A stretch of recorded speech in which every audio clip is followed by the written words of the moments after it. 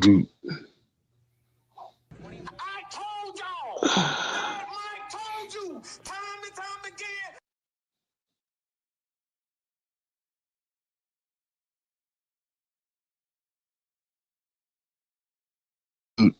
Do. Yo, what's going on, people? What's going on, people? It's the beginning of the week, which means the originators is coming to your screen. Yeah. K Styles, aka the return of the Silver Fox, is back with the Senator Mad Mike Sports. Oh Lord, you brought out the Silver Fox, so I got to bring out the Senator. The Silver Fox is back. It's just like it's basically Pie May, but it's a slicker ass name. In certain kung fu movies, the Silver Fox is Pie May, by the way. Just let those folks know. But we got the originators coming to you this Monday, and we have a very, very open show today. So, like I said, it's going to be a variety of topics. But before I say that, with Mr. Hank Williams Jr. on the right side of the screen. Hey, good looking.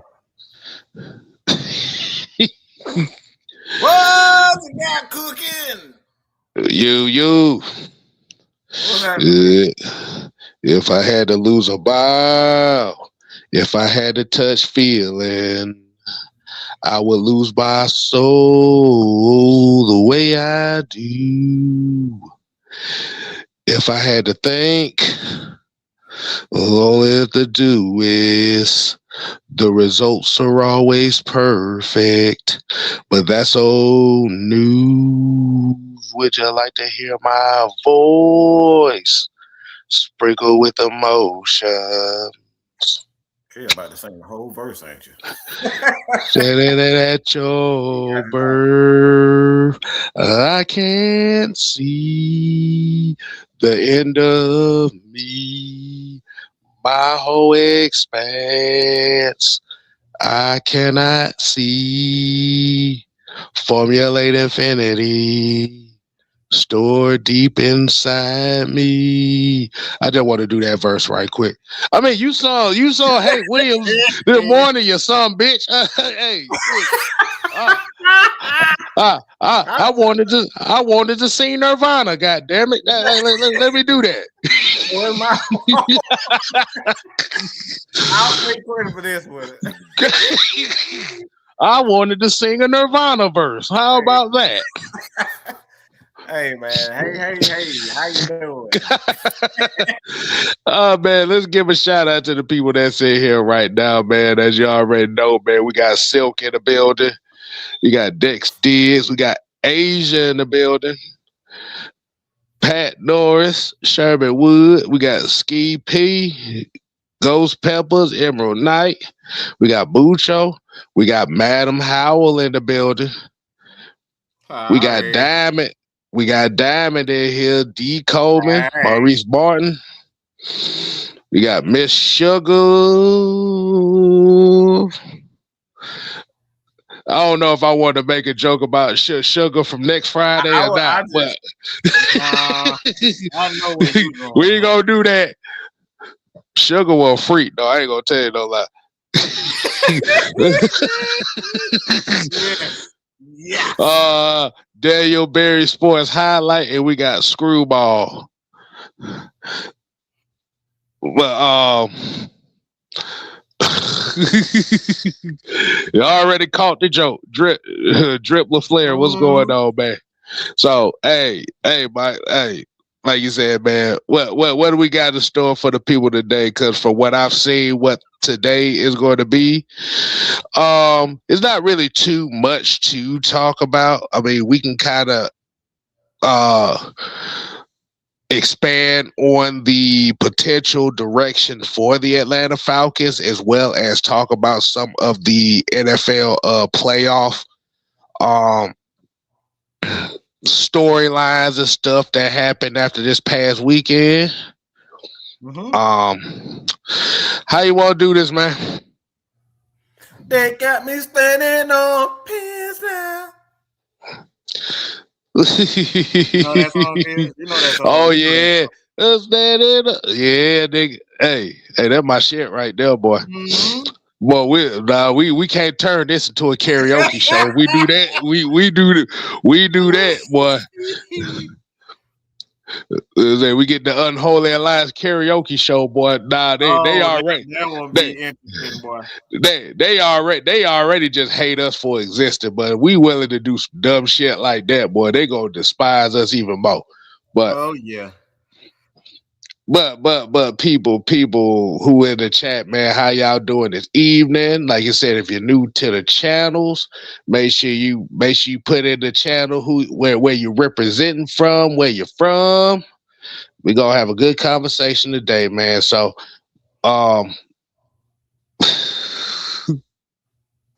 so Mike, man, hey, how you want to kick this thing off?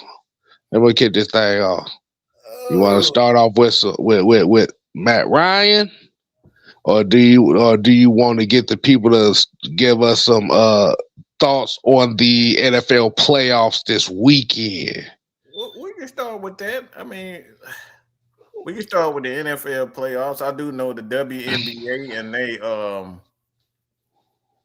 their leaders, they do not want to give up power. They don't want to give up money. They don't want to give up any of those things. So they're having a showdown there with the WNBA, trying to get the players over there a better deal, and they have agreed to kind of halt free agency for the WNBA. So yeah, that's interesting in its own right. But we know how them collective bargaining agreements. When you got there's everybody trying to give, but like those ladies deserve a no deal, and we got a whole bunch of old heads, as most people say. Some like to say that don't want to give up power because they want all the money, majority of the money, a good 70-80% of the money going to them, and other certain demographic of people that we will not talk about because I still want to. I know you don't want to talk about them heathens. Yeah, them heathens, okay? Them Sodoms and Gomorrahs. We'll keep them. We'll keep them where they at. But it's like I said, me. I love the WNBA because for me, I get a good idea of what basketball used to be. So I love it. Okay, that ain't bad. Questions in there. Y'all got some questions in there. Don't hesitate. This is a Q&A. We talk about the NFL. We can talk about what's going on in college too. If you got some of that. Exactly. But as far as the college side of things, Mike, I kind of know. So it seems like the college football championship is already set between two unlikely ass teams that I would have expected to be in there. I.e., Mr. Built the ass Miami Hurricanes versus the Indiana Hoosiers. Who would have thought we would live to see a playoff championship game dealing with these two? Yeah, I would have never thought. I would have never thought like going into this year with Texas, Ohio State, Georgia at the helm. Like I would have never thought I probably would have thought Georgia Tech had a better chance than Indiana and Miami. I ain't even gonna lie to you. There's no in hell I would have thought they were gonna be. But you hear the new thing that everybody's kind of bitching about Indiana about. Yeah, yeah. Yeah, that the fact that the majority of their team is made up of niggas that is 22 to 25 years old. You know what? That's considered old as hell. Nah, that is old as hell. I ain't gonna tell you no That's lie. old as hell. It's considered old as hell in college. So that's kind of interesting that they even saying that. But the thing about it is, it's made up of majority guys who wasn't worth shit on the teams they was before with. Mm-hmm. Which is interesting. And then, like you said, you get the Carson Beck redemption story right now, and I know Georgia fans is probably looking at this shit throwing up right now. I love it. I ain't gonna lie. I love it. But I'm kind of a little bit sadistic down to that. Oh wow. I like seeing Georgia fans suffer. Even though I'm a Georgia fan myself, I'm a Georgia Tech fan. Or I'm Yeah. in the minority. I'm in the minority on its own. You're not supposed to like Georgia Tech if you're a Georgia fan. So I'm in the minority with that. In case I was in the extreme minority. Tell her why. Boy, nigga, I'm one of six, nigga. That ain't no minority. I'm one of six.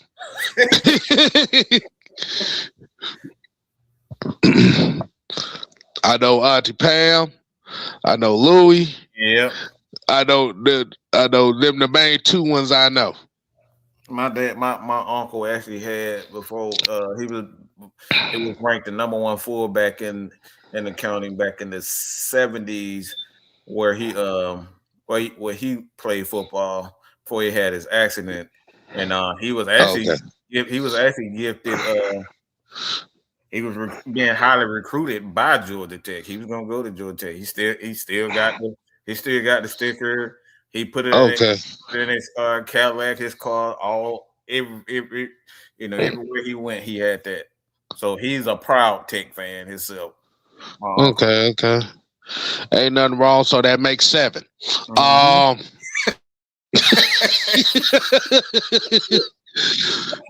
Nigga, we the avant-garde sports fans in the city. We avant-garde in this bitch. But yeah, so what you think about that matchup, man, Miami and Indiana? Cause like I said, bro, it's unexpected. Both teams have been playing well in these playoffs. So like I said, that definitely shouts out to both of them. Um but my question to you um is the idea of what these NILs have done for college football, has it been a blessing or has it been more of a curse? Because what it sounds like, because like I said, it's like ever since these NILs have become a prevalent thing in college football, it seems like the parity of college football has gotten more diverse. So what you think about that? I mean, I like. I guess is the way I see it now. It's like the lesser of two evils. Like there are Mm. two evils. There's evil of the NIL deal when players are just going to focus on money and people going kind of. I mean, we saw players kind of try to game the system, so to speak. They just go from team to team Mm-hmm.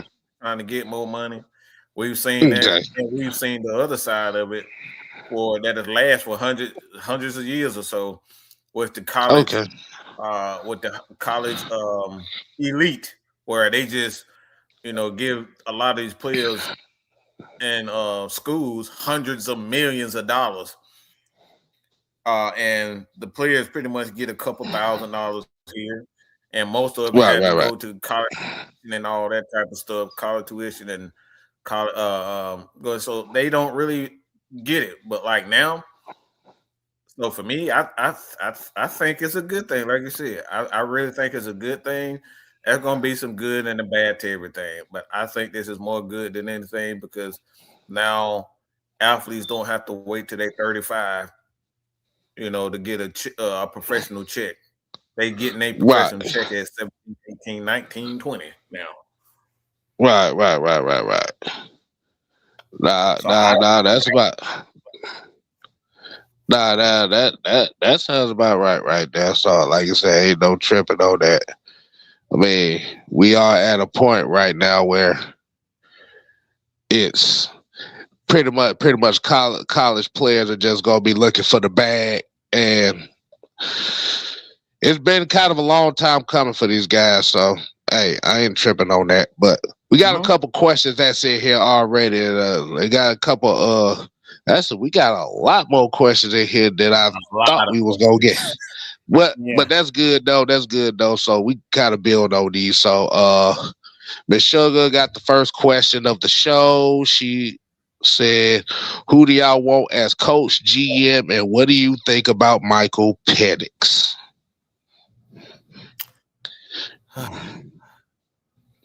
You want to lead off that one? Or you want? Yeah. I'll lead off at it. Who do I want as coach?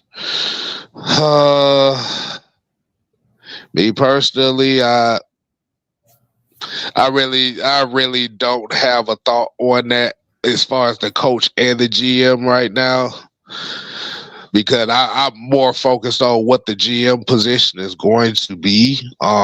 Only one, no, like I said, the main name that I keep hearing is Ian Cunningham, who actually has a relationship with Matt Ryan and Ryan Poole. So I wouldn't be Mhm. surprised on that. Which also has a relationship with John Harbaugh. So Mhm. that all could play into account there. And what Yes. do I think about Michael Penix? I think Michael Penix hasn't even reached his full potential yet. Mhm. I think it's unfair on him that the city of Atlanta has already turned on him. I think it's bullshit.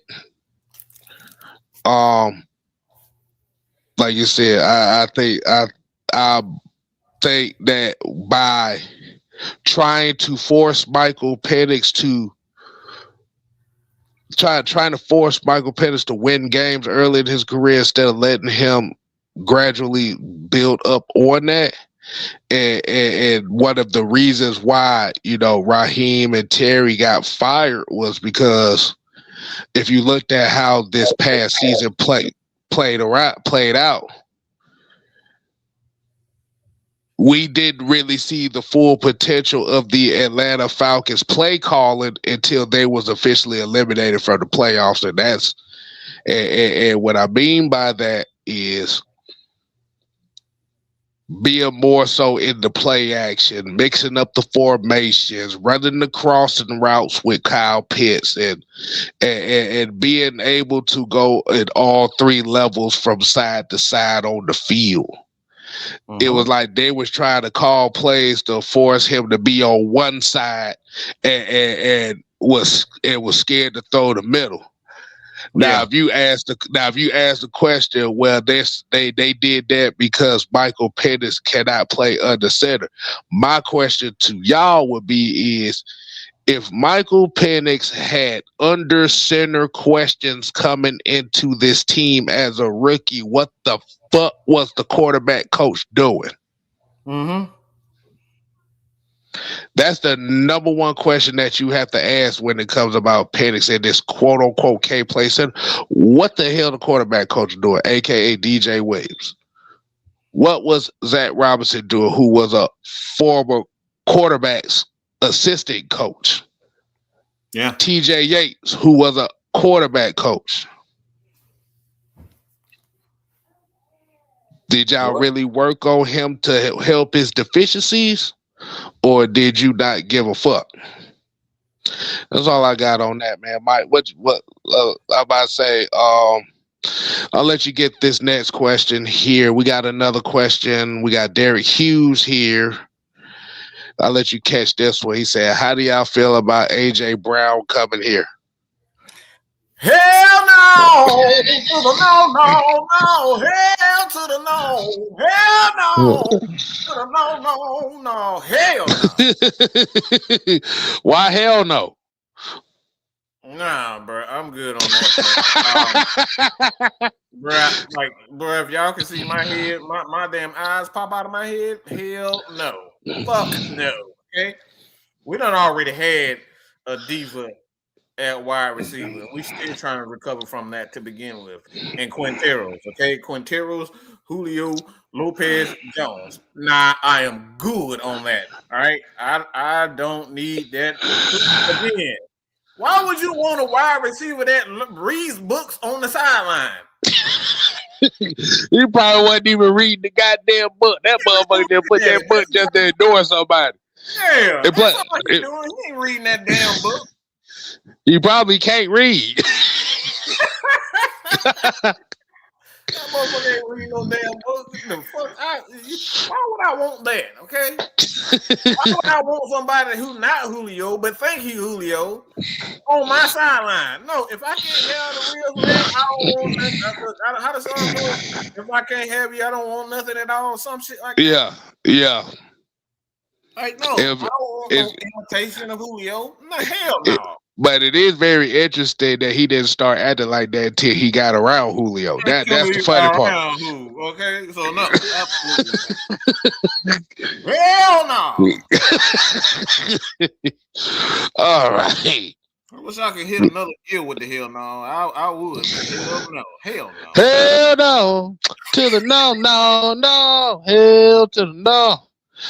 Sports Talk says, so I want to know what y'all thought on the Harbaugh interview. Not surprised.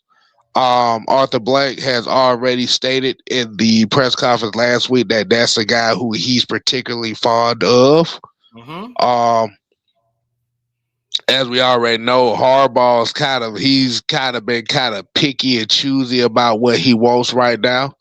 And the fact that they've actually got an opportunity to do so, it sounds like that it's going to be a plussings for the Falcons in a Harbaugh decision if he wants to come down here. Now, the question that we're going to have to ask is at what price and where and what's going to be in it for him. Mm-hmm. But like you said, when you think about Harbaugh, really a lot of the negative press that comes behind Harbaugh is the fact that you got a lot of these Lamar Jackson stands. The negativity really just comes from the Lamar Jackson stands more so than the football fans. So to piss off the Lamar Jackson stands, I want John Harbaugh down here.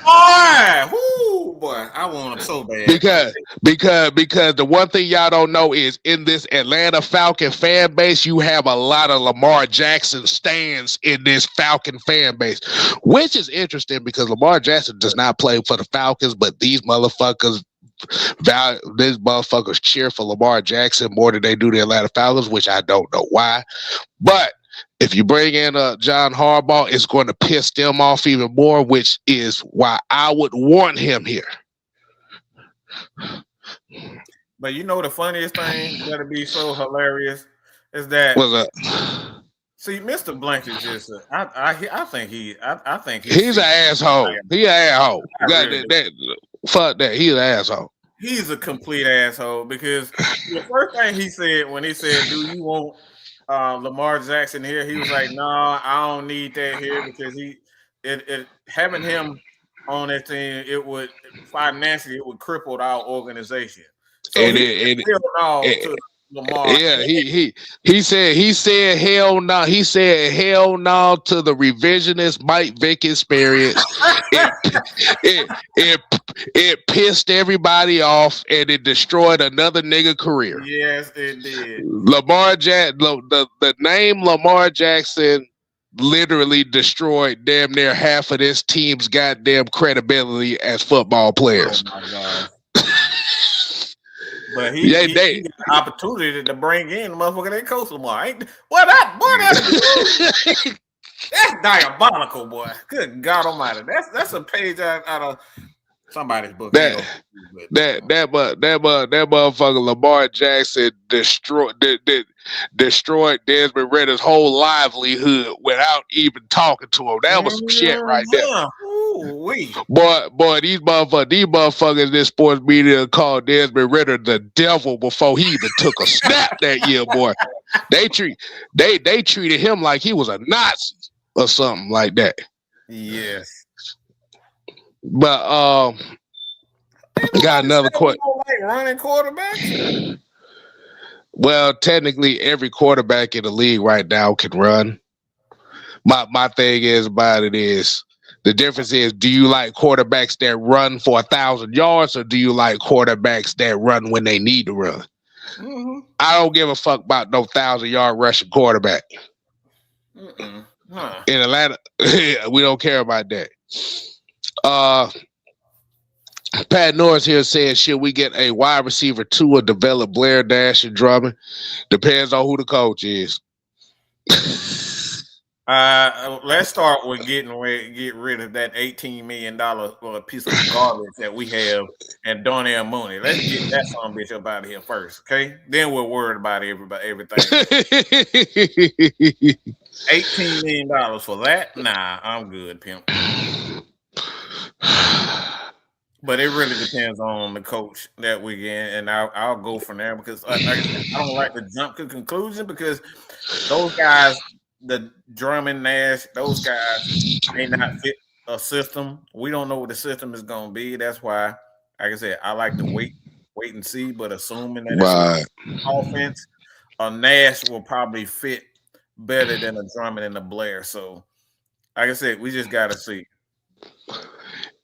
And like you said, just solely just based off of that is, do you think that they will be able to trust those guys to take that next step? Mm-hmm. And it's just going to be all based on the coaches. Mm-hmm. Because if it's true that Zach Robinson is getting interviews for Tampa Bay, he may possibly be out of here. So that's another position that may possibly be open. Yeah. So you just got to figure out, okay, so who's coming here? What's the identity, and how we gonna get this shit done?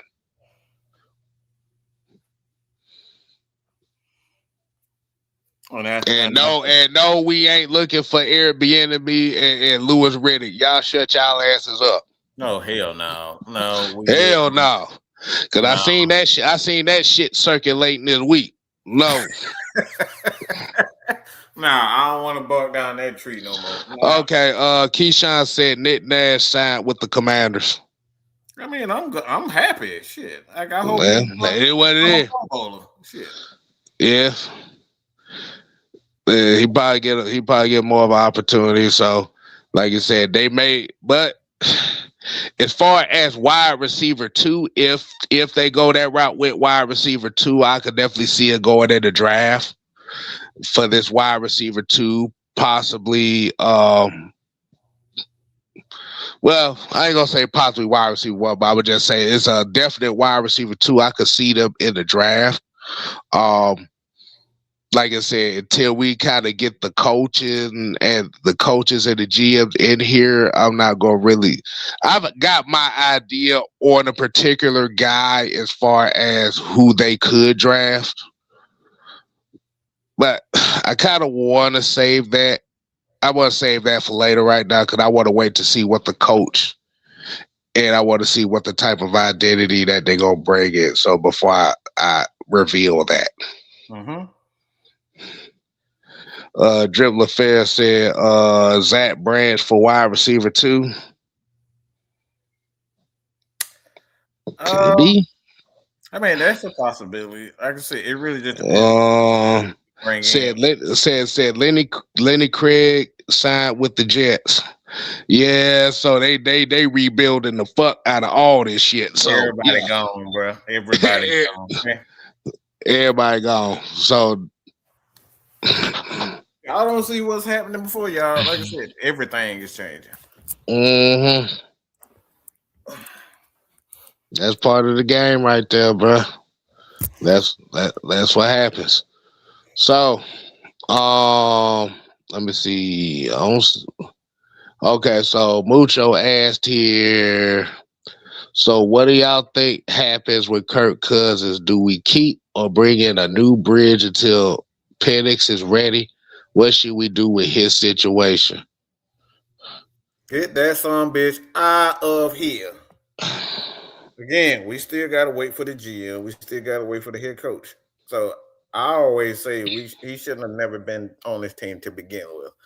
But we had Lou Zaheem that did his best to try to uh, stage a coup, and Stay, stay, we motherfucker staged a Galping Tombs coup d'etat in this bitch. I'm like, Mhm. damn, bruh. So it was We, obvious. we, I'm like, bruh, we ain't staging no damn coups up in here. Hmm. That's some, that's some bullshit. But like I said, we have like I said, I want to kind of wait. Like I said, I kind of want to wait until to see what coaches and GMs come in here, so I can kind of get a better idea of what to Yeah. expect. So we're not being forward. It's not that we don't know what will happen. The thing is, we don't know what's going to happen, and we don't like to jump to conclusions about guys going to stay here. That just keep your eye open for everything. It's a possibility that he could be here, depending on what happens with Penix and his because we already got Micah Parsons that's saying he's eyeing the first game of the year with his torn ACL. So it's possible that Michael Penix could be ready for week one. It's possible, especially with the new Hmm. technology with these injuries and things like these guys end up like these guys like I don't know how they do it, but technology or healing, like the healing process, it shortens for a few to about 5 to 6 months. They can get you ready. So Hmm. I'm not gonna say anything until we know exactly who's here. Hmm. Yeah, yeah. Like I said, I watch Starship Troopers all the weekend. Like I said, that's one of my favorite movies. But like I said, the way they got better said in there is kind of like what they do now. Mhm. Yeah, yeah, I forgot about that. Yeah, good God Almighty. Boy, that shit is on YouTube, but a movie for free on YouTube, y'all. That's like, boy, I've been watching that movie every day this weekend, boy. That's my shit. I guess because I was listening to the soundtrack of the movie, it made me want to watch the movie. So you know how that go.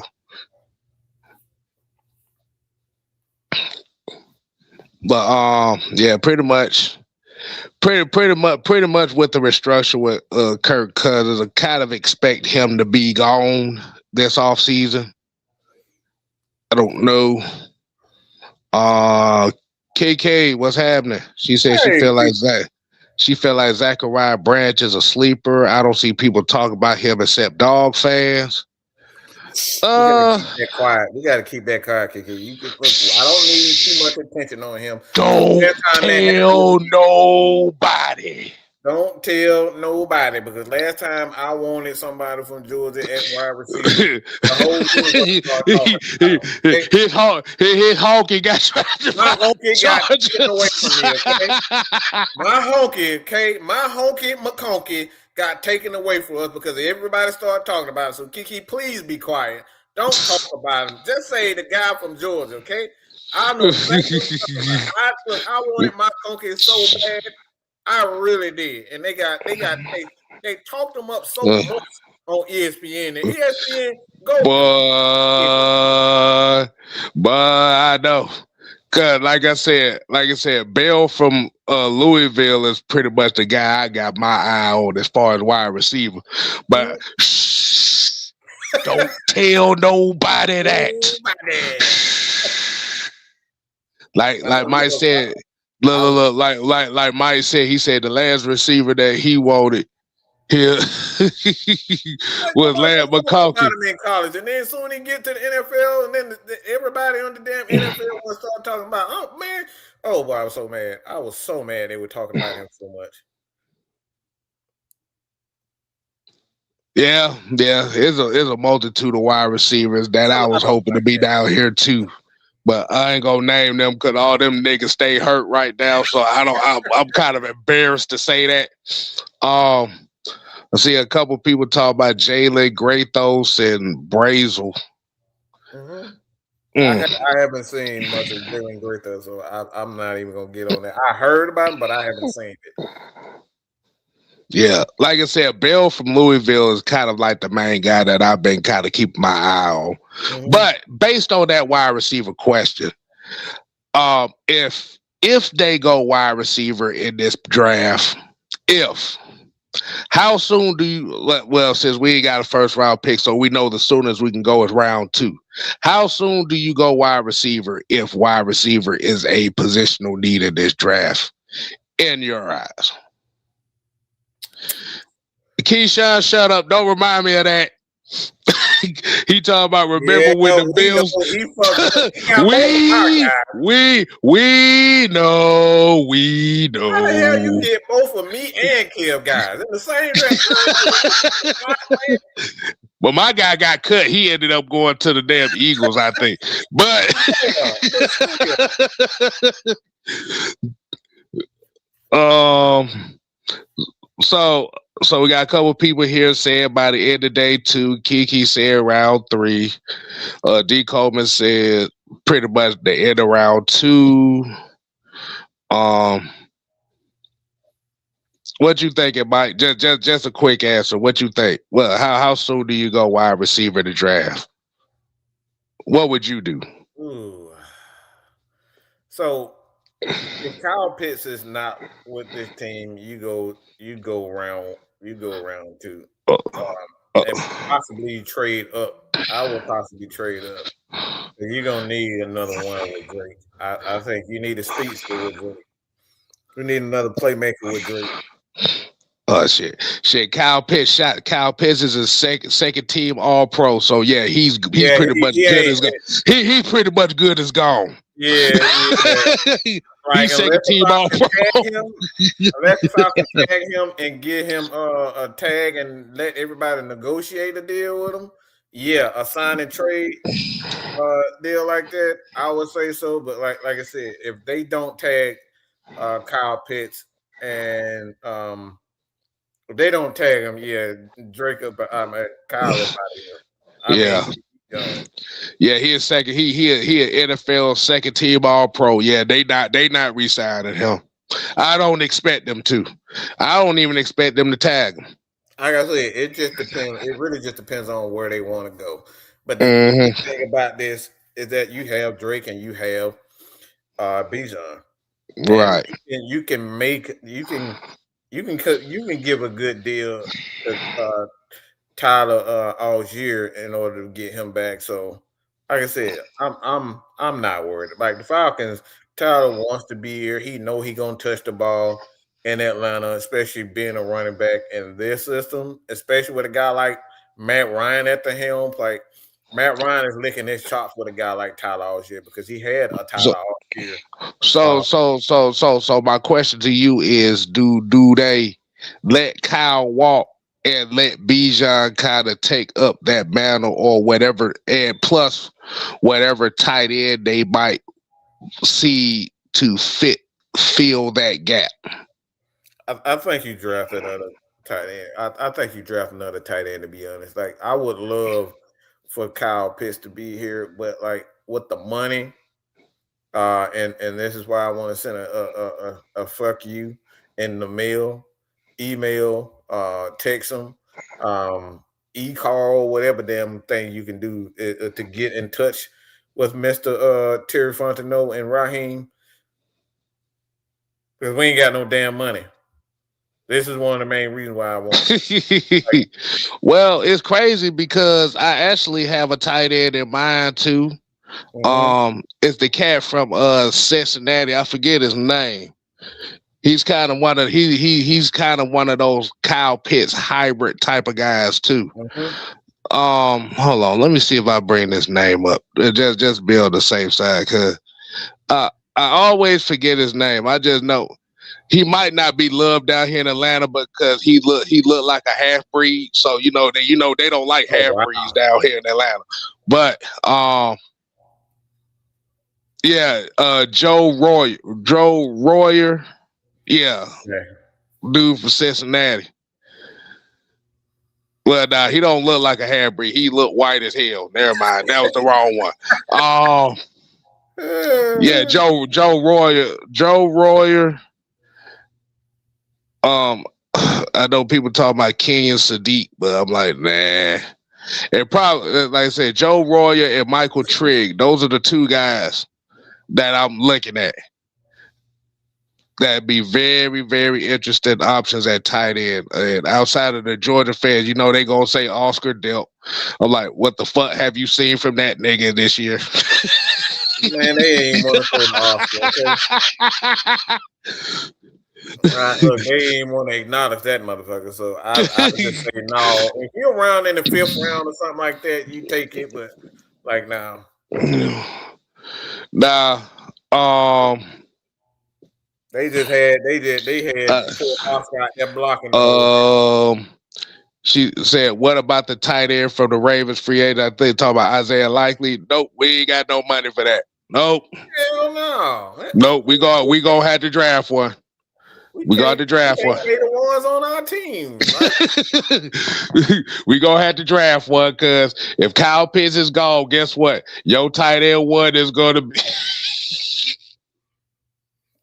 No, I don't know. Lawson. I think Lawson is your tight end one is gonna be Felipe Franks, nigga. Hallelujah.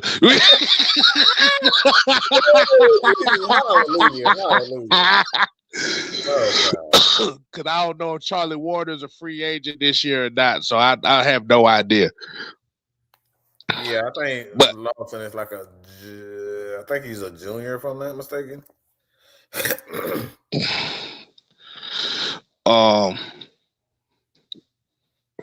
Yeah, Isaiah Likely, like I said, if you could convince him to play on a minimum contract or probably like a 1-year contract or something, so where he can get paid more afterwards, that's gonna take a lot of convincing.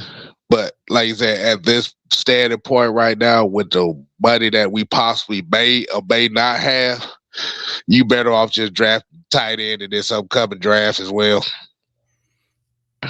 And the way that they've drafted the last couple years, they actually can afford to go majority offense in this draft. Mm-hmm. Majority skill position at that. Yeah. Because you think about it, just in the last 2 drafts alone, you ended up with Dorless, Ruka Zach Harrison. You ended up with Xavier Watts, Jalen Walker, James Pierce Jr., Billy Bowman. Nigga, that's damn near 7 starters right there all alone. Yeah, I mean, you can find receivers. That's why I say you don't necessarily. I mean, you look at Puka Nacua, he was drafted in the 5th round. So, like, you can find receivers that fit a system, but you gotta have a system in order to to draft properly. You don't have it. I mean, look at guys like Muhammad Sanu. One of those guys. To be honest, I think Roddy was like a late. I think he was a late 1st round, if I'm not mistaken. I think he was a 27th pick. So Roddy White was like almost a 2nd rounder. So you can get good wide receivers. And George Pickens was another one of those guys. I mean, this year's draft, you actually have good value at wide receivers in the mid rounds anyway, because it's gonna be so. Like you said, it's just based on how it's gonna play out.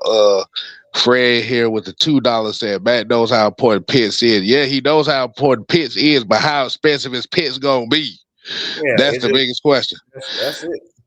Exactly. Because the thing about it is, you're going to lose a potential 3 to 4 starters this year in free agency. Well, I ain't gonna say start 3 to 4 important pieces to your defense this year. and how expensive and how much are you willing to resign them is going to either hold you back. It could possibly hold you back. And the thing about what the great teams do and what the good teams do, they don't build through free agency. They build through the draft. Mm-hmm. I think people talk about Jake Matthews and stuff like that. Yeah, you still got to find out if what's the cat they drafted last year from Jack Wisconsin? Nelson. Jack Nelson. Is Jack Nelson going to be is he a potential project guy to replace Jake Matthews? Or do you take a chance in the draft to find his replacement? Mm-hmm. Like I said, everything is just going to be dependent on who the coach and the GM is going to be.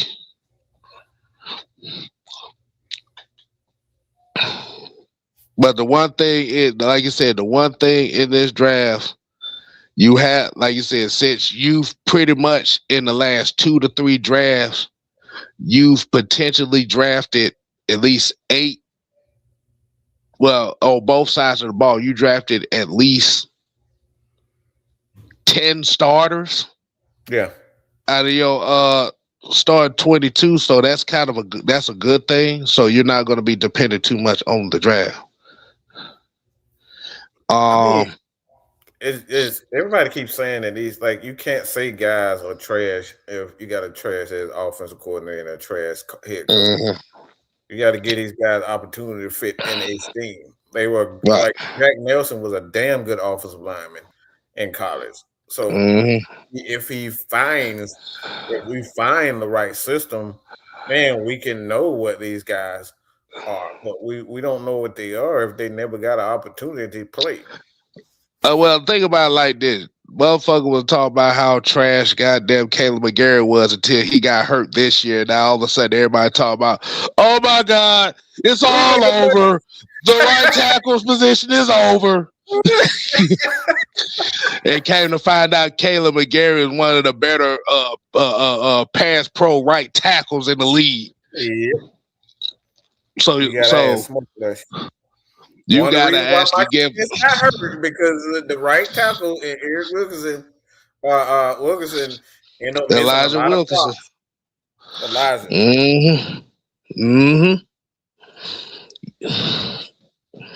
Thing about offensive linemen, you ain't got to spend high draft picks on them. But like I said, look, you have a guy like a Dwayne Ledford.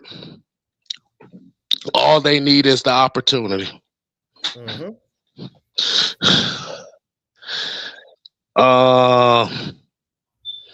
Cedric Murphy said JPJ is cool, but we need that pick. No, you don't. Hold on, what? No, he said James Pierce Jr. is cool, but we needed that pick. No, you don't. And let me tell you why. Hold on. I'm gonna explain it to him this way. I'm gonna tell y'all right now. That James Pierce Jr. pick, that James Pierce Jr. trade benefit the Falcons in 3 different ways. Mike, you know what those 3 different ways it benefited from? Brain off right now. You please explain it. My brain is off. Okay. So the first reason, you ended up with another pass rusher. Actually, for those that don't remember, James Pierce Jr. was actually one of the top 3 edge rushers in this past draft. Yeah. Jalen Walker was the number 1. Yeah, Jalen Walker was number 1. James Pierce was like number 2 or 3. Yes. So what you ended up doing was, in that trade that you got for James Pierce Jr. is the reason why Xavier Watts is on the team now. Yes. So you ended up with a 2-for-1. So you ended up getting 2 starters. 3 starters. 3 starters. But I'm just going off of that trade in itself. Just in that trade itself, you ended up with 2 starters for the price of 1. You wouldn't have. There is no Xavier Watts without that trade. Let me say that again for the people in the back. That James Pierce Jr. trade is the reason why Xavier Watts is on this team. Yeah, he one of the better defensive backs this year on the Falcons team. So Mm-hmm. you don't have The that. second reason why that trade benefited the Falcons was because that's an extra $6-7 million worth of draft cap. That's an extra $6 or $7 million you can save on the draft. Mm-hmm. That about $6-7 million you don't have to pay for a draft pick, Mm-hmm. especially with it being a top 15 pick. Because guess what? You still ain't got no damn money. And guess what? If you would have had that first round pick, the that's some money that's money that could be well spent on the free agents instead of your draft class. So while your draft class, if you would have had that first round pick, would have cost you about 10 to 12 million, your draft class for 2026 gonna cost you 4 million. Mm-hmm. Let me say that again for the people in the back.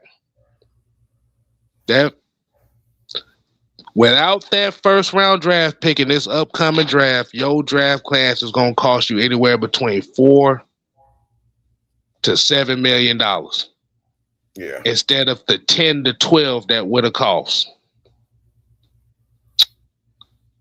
So there was a benefit to that as well.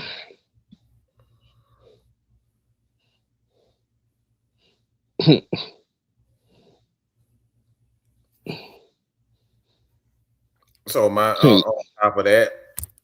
top of that, you just look at now you have the opportunity to get an experienced defensive coordinator or head coach because now you got something to dangle in front of them.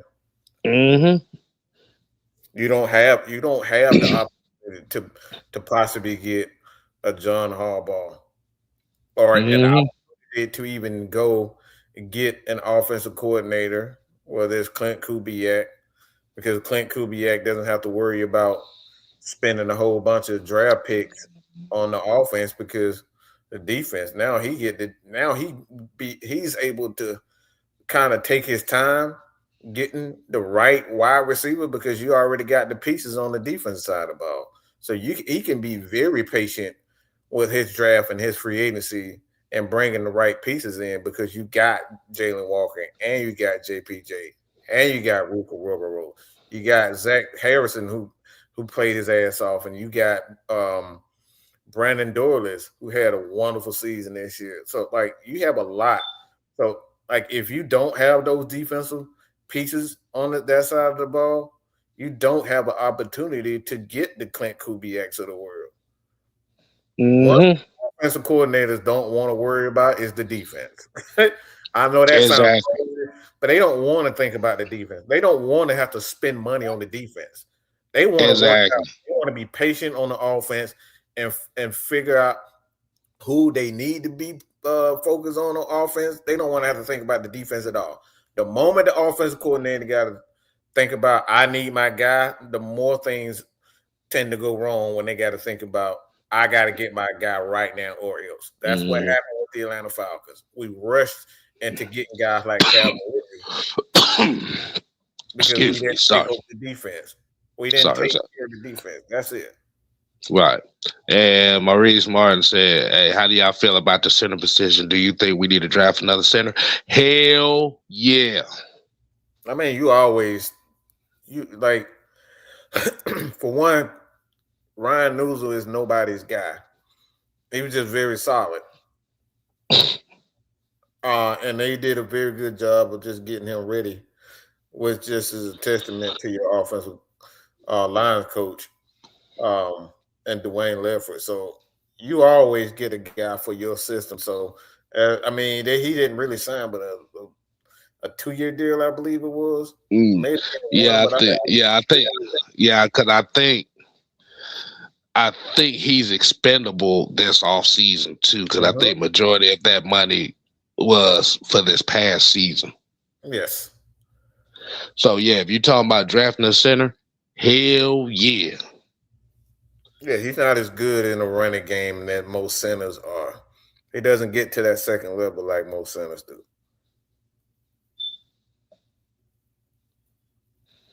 And plus, the pass protection for centers, they're more so help than they are left on the island by Hmm. themselves. And I kind of got an idea of a guy. I just want. I just gotta look at some more. I just gotta look at some more game tape up. But I do have an idea for a guy at center, and we just gonna say that for later. Mm-hmm. Um. Uh. We got the Don. We got Don. Hungry ass in here. Um. Let's see what we got here. Hold on. All right, come on, hit the thing. Sometimes I think people are retarded. I really think people are retarded. Quarterbacks are not responsible for points. Okay, let me say that again. Quarterbacks are not responsible for points. Let me say it again. Quarterbacks aren't responsible for points. Okay, what do I mean by that? I want people to tell me what I remember because people really think that quarterbacks are responsible for points on the board. Like, I don't understand how y'all don't get this. I can't believe that I'm even saying this type of stuff. Because you would think common sense would kick in at some point in time where we're talking about quarterbacks and teams putting points on the board. Like, what do I mean by quarterbacks aren't responsible for points on the board? Why would I say that? Please tell me right now. Okay? Because I've been hearing this stupidity for the longest. Okay, it's the craziest thing. Like, for example, like done right here, coaches are responsible for scheming the points. It's not the quarterback.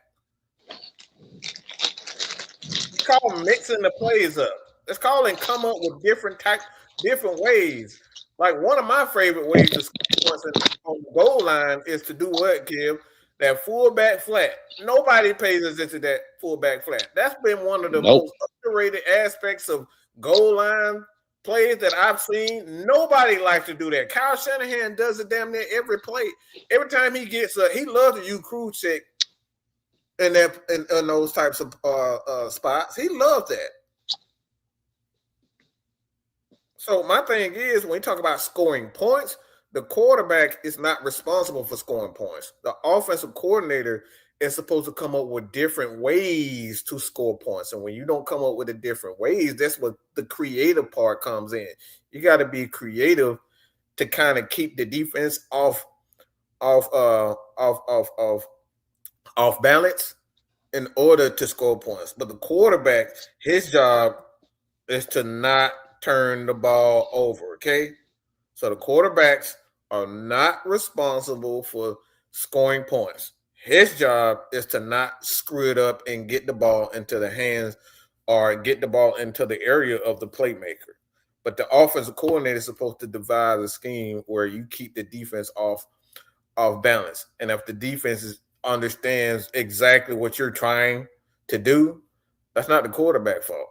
That goes right back to putting the ball into the playmaker's hand.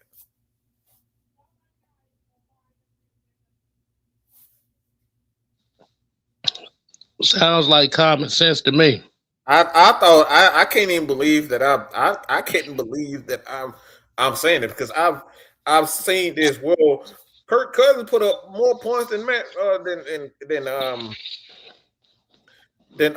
Penix. I'm saying no, he didn't. Where y'all getting that from? The numbers. Like, my thing is, where are you even seeing this? The numbers have been right there for you. Those guys' numbers were dang near identical. Kurt maybe have had one more touchdown than he had. They had their identical interceptions, down the identical yards, down the identical touchdowns. But the problem is what you saw, the Atlanta Falcons, they scored more points because the defense had a lot of turnovers. Mm-hmm. And then you also have to think about it too. When he came in, that was the easiest part of the schedule. That's right around when we played the bums of the schedule. The bums of them. We had played some of the worst teams in the NFL. hmm When Penix played in the season, he played in the toughest part of the schedule. I mean, tell me if I'm lying. No, he yeah. The only way to score without a quarterback is rushing, kicking field goals. So unfortunately, the quarterback throws 6 points to all different players. So yes, he's responsible. See, we know Kenneth is a little off. Okay, Kenneth ain't got like, Kenneth deliberately not uses his brain. Like he don't even understand what he's saying. This is why we employ people to stop typing and actually think about what you're saying. Because the quarterback is supposed to do what? When he gets in that huddle, what is the quarterback waiting on, Kev? Waiting on the play call. That's it. So how can you say the quarterback is responsible for scoring the points? He's waiting on the play. He's not making up plays on the field by himself. Okay, this ain't volleyball. Okay, where you can talk to your teammate. You know what I'm saying? On the field. That's not how that works. So the offensive coordinator is always in the play caller, whether it's the head coach or the offensive coordinator, he's responsible for scoring points. Yeah. This is why if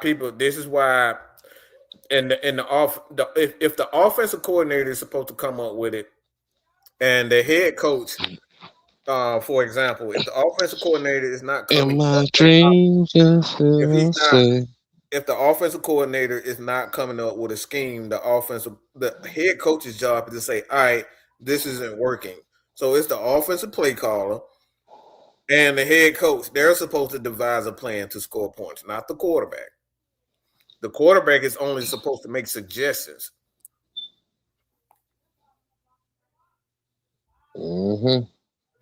Got to be able to put your quarterback in the best position to make plays for everybody else.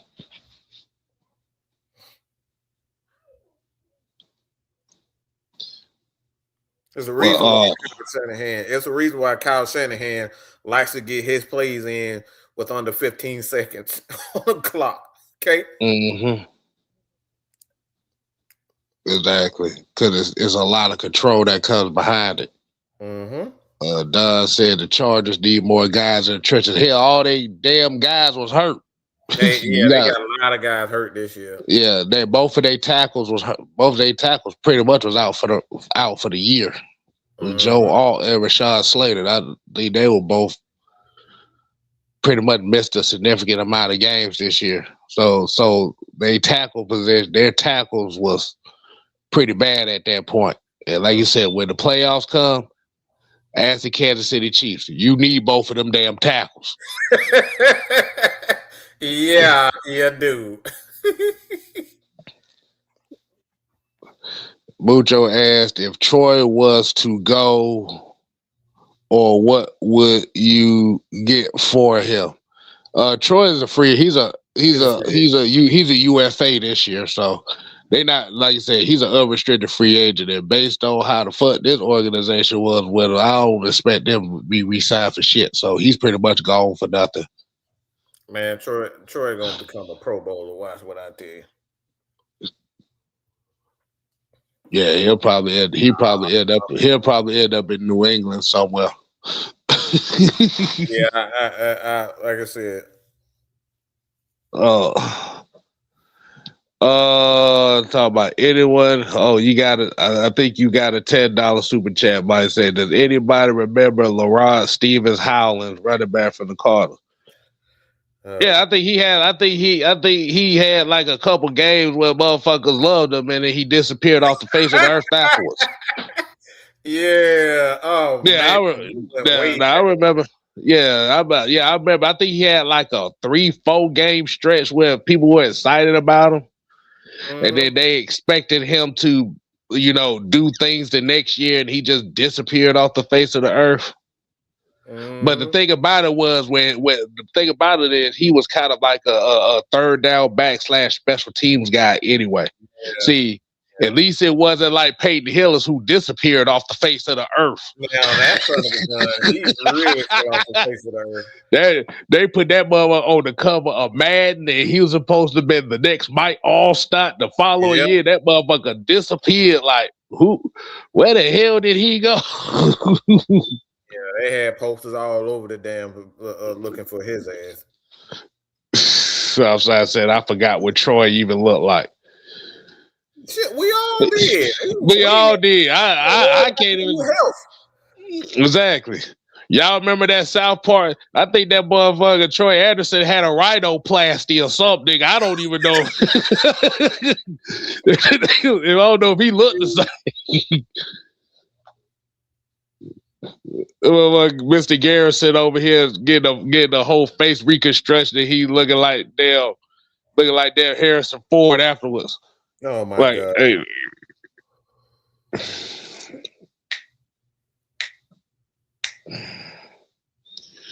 Oh man.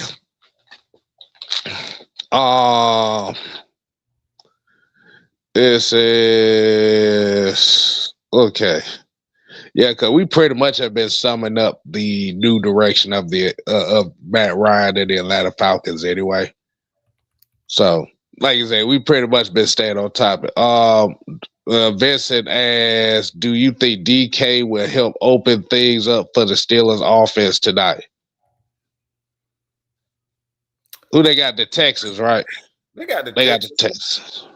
Man, it's like as long as my thing is Aaron Rodgers, even when he's not Aaron Rodgers. So you can't, as long as you getting pressure on him, like if you're not getting pressure on Aaron Rodgers, like man, he's gonna destroy you. Look, all you gotta do is all you gotta do is prevent DK Metcalf from catching 3 balls in the first half, and he's gonna implode. So yeah, he's a nightmare. He's a nightmare. So he's gonna fucking implode. He up here trying to fight damn fans and shit on the sideline. Yeah, he is a nightmare. So I kind of expect Houston to win this matchup. I expect them to win it, but not by much. But I think defensively, I think Houston may edge out a key defensive stop or a key turnover for them to beat the Steelers tonight. It depends on if they run the Steelers are running the ball well. It's gonna be a long night for Texans. Can I say something real quick? Do you think? And I can notice to hear somebody said something about quarterbacks are responsible for scoring. Let me look. I ain't got nothing but 3 minutes, and I'm gonna make 3 minutes count. Go ahead. When teams are looking for coaches, right? Or let's say for instance, offensive coordinators, what's the things do they look for in an offensive coordinator? Because anybody can be an offense coordinator if we being honest. Anybody can be an offense coordinator. But what makes a great offense? Let's say I ain't gonna say great. What makes the offense coordinator? The red zone efficiency. The red zone efficiency. Thank you. Red zone efficiency. How many points did their offense score per game? They look at these numbers exist for a reason, you guys. It ain't just because of the damn quarterback. They don't. Right. There's no stat. You will see no stat anywhere near Peyton Manning or Carson Palmer or Matt Ryan or Tom Brady that said points scored. That doesn't exist. Now they got touchdowns, interceptions. Of course, they got that stat, but it's a team effort to score. Guess what? Offensive guys can score points. Guess what? Not just the quarterback can score. Guess what? That's a fumble. An offensive lineman can pick it up and run it in for a touchdown. All right. So everybody on the team can actually score. Everybody on the offense can actually score in certain way. Defense, same thing. Defensive guys can score. Fumble recoveries, interceptions, safeties. Hey, just saying. And the special teams, of course, they score points too because they got to make the extra point, and then they also can score field goals. So So there's more than one way to score points, and it's not just on a quarterback. Little Jew putting his name in the hat. He said, "Shit, he's gonna be the OC for the Falcons next year." I won't say anybody. I'm not saying anybody can be an OC, but I'm just saying like when teams are looking for offensive coordinator, like right now for us, we know our offense ain't been nothing for a while. So we're looking at guys who can offensive coordinators who can be consistent in the red zone, who could be consistent at points per game. That's what we're looking at. We're not looking at this quarterback can possibly throw 3 touchdowns a game. Let me get this one after you done, kid, because I want to. Oh Lord, That's oh all. Lord, That's all. I'm done. I'll holler at y'all. uh, oh Yeah, Lord. so I like I said, this is why I say get out your feelings and actually think about what you just said. All right. So let me read this because I don't think he used his brain when he typed this. He said, then why does every team need a great quarterback? And yes, there are stats associated with the quarterback scoring points.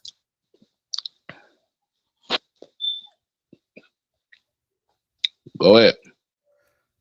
Do I really have to say this? The Go quarterback ahead. You job, that's why you have a running back. You know what the job of the running back is, Kim? runneth the damneth ball. What is the job of the offensive lineman, Kevin? Protect the quarterback. Hmm. Protect the wide receiver. What is the job of the wide receivers and the tight ends? Get open and be a target for the quarterback to throw the football to. So we got all these other positions on it, and they have a job. But you're saying, why does every team need a great quarterback? Do you want to take a chance on that, or should I just say that, Kevin? Why? Hold on. Why doesn't every quarter team needs a great quarterback? That's what he's asking. Yes. Because It's not even that. It's really simple.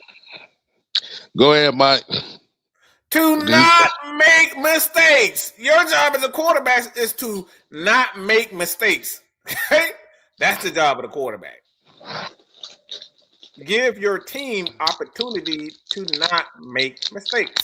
That's the quarterback's job. Whether he throws the ball down the field 15 times and he completes, but his job as a quarterback is to make sure everybody else touch the ball and to not make mistakes. It's not to score points.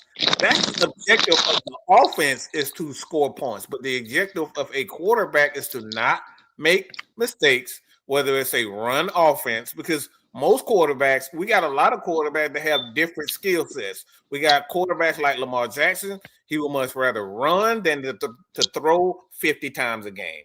Lamar Jackson has a career averages. I mean, right now he's been at the low end of throwing, and he's like at the bottom in passing attempts. So his job is to not make mistakes when he throws the ball, but for the most part, his job is to run the ball. So a quarterback's depending on his skill set, it changes from team to team. So when you talk about what a quarterback's job is, it changes from player to player.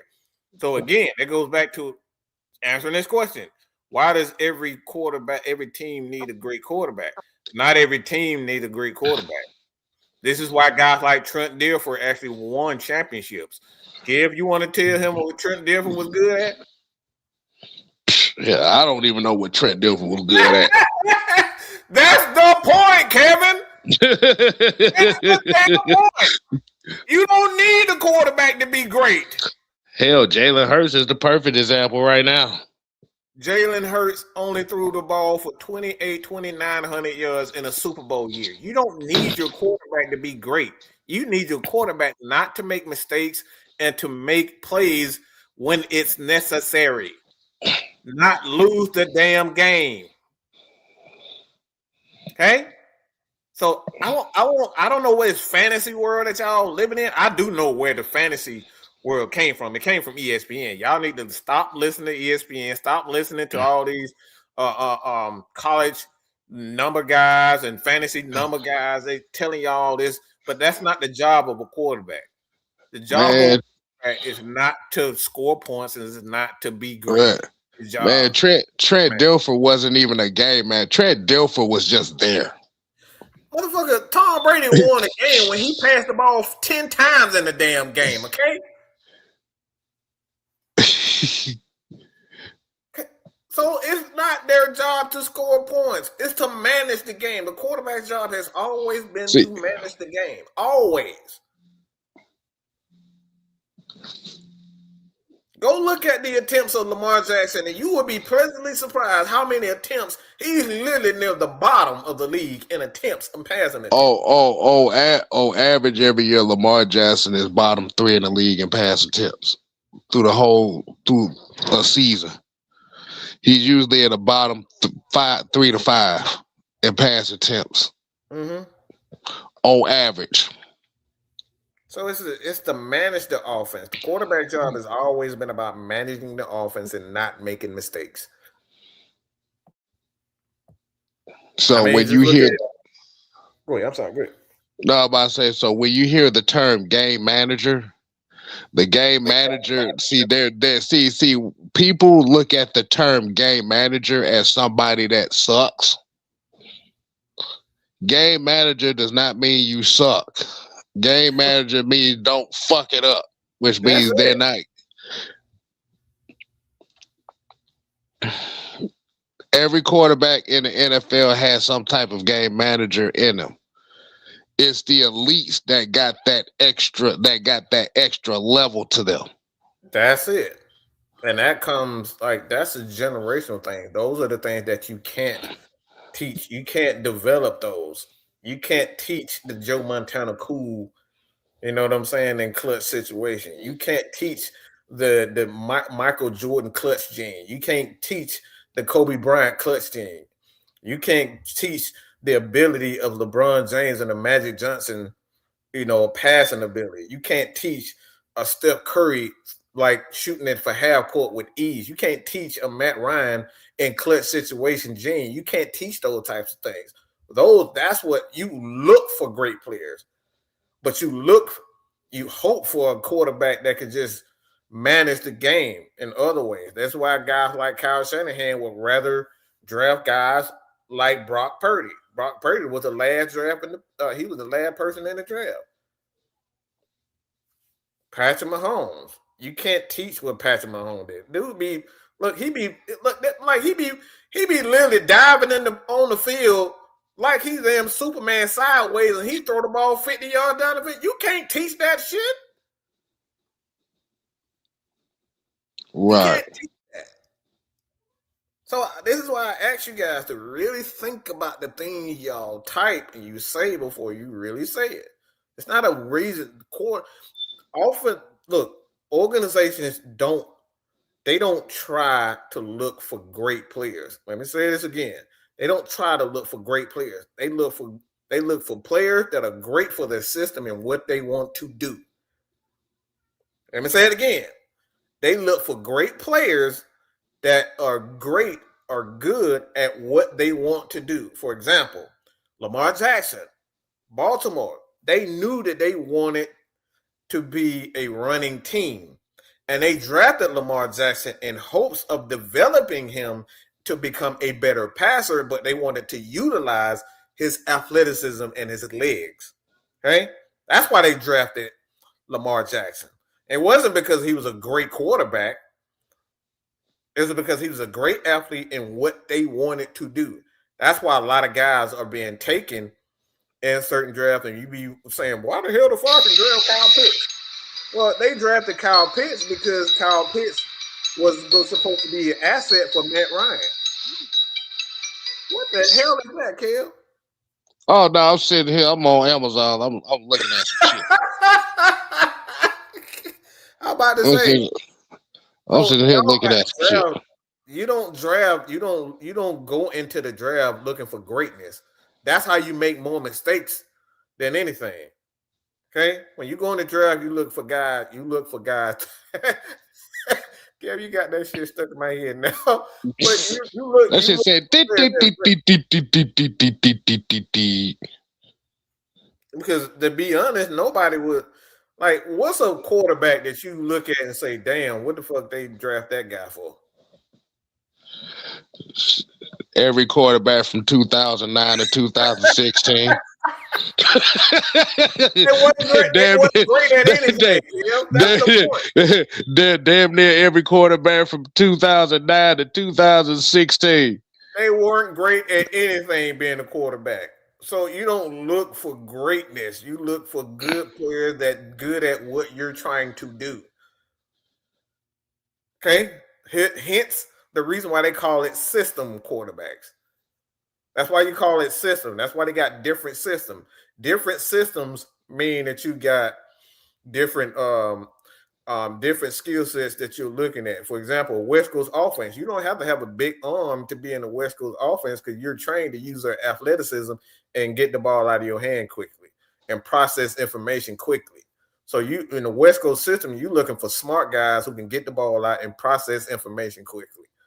If you're looking for for a spread offense, you're looking for guys with big arms like Dan Marino and Michael Penix because they can get the ball down the field. So it's different skill sets for different quarterbacks.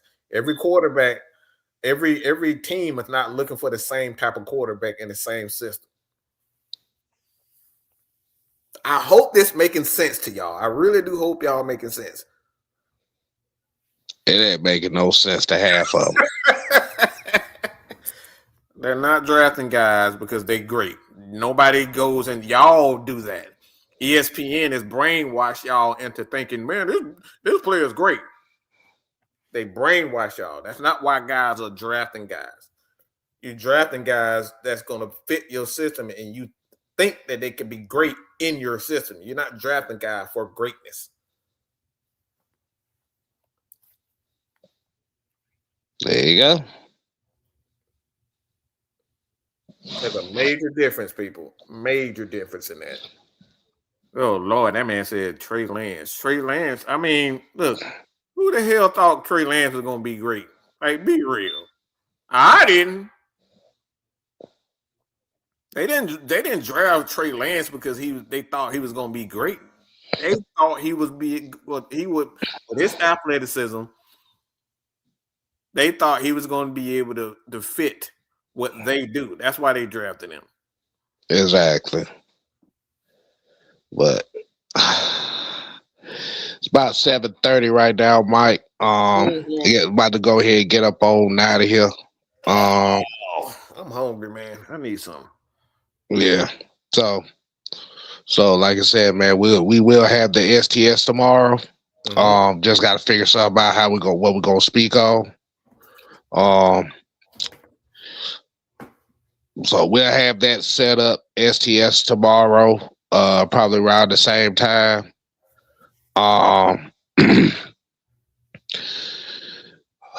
We might not have the heavy hitters this week, but like you said, it will be replaced by the exclusive World of Wrestling with your OG Truth. If his ass gets up around that time to do the damn show. But wait a minute, that might be on. Let me see. 13, I think that's on the 15th. Never mind. But as far as tonight's game between the Steelers and the Texans, I got the Texans by 10. I expect DK Metcalf crash out. So yeah, I got the Texans by 10. That's about it. Like Texans. I just like to see the Texans lose. That's probably bad. I just love that they like it's a more dysfunctional organization than us. I just love to see them lose in incredible fashion. They got some good players. I like them, but I just like them. I love to see the Texans lose. It's almost like it's almost like watching a show that you know you're gonna see somebody do something dumb. like Jackass. This is like me watching Jackass. That's Hey, Jackass was my shit, boy. That's what I said. Look. That's the only show you watch a bunch of niggas jump in a sewer full of shit. Oh, it's coming And back. no, You ain't heard? They actually got a new movie about to come out. shit, they had the movie that came out a couple years ago. I ain't watched that shit. They should have left that back in the early 2000s. That is not hate. I just love the dysfunction. I love the dysfunction. It's like watching the Dallas Cowboys. Everybody love to see the Cowboys do some dumb shit. Don't try to act like I'm the only one. You go to hell, D-Code. Try to act like I'm the only one that like to see dysfunction. I love it. You love it too. Everybody like to see the Cowboys fuck up.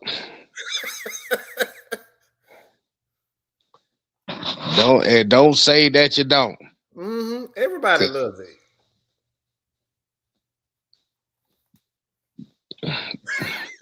But yeah, they should have kept Jackass back in the early 2000s. That shit ain't for 2025 because most of them motherfuckers is old. Most of them motherfuckers are old and sober. Mm-hmm. Nah, they need to stay sober. There's some other young dummies to do that shit. Well, what's that? It's a dude on Instagram I saw. I think his name is Kyler Vick. He does that shit now. There's a dude named Kyler Vick. That is a hell of a name. I'll tell you that.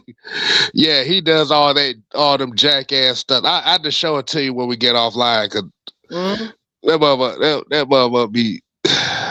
I'm like, bro. Everybody loves it. Everybody loves dysfunction. I'm not the only one. Mm-hmm. Exactly.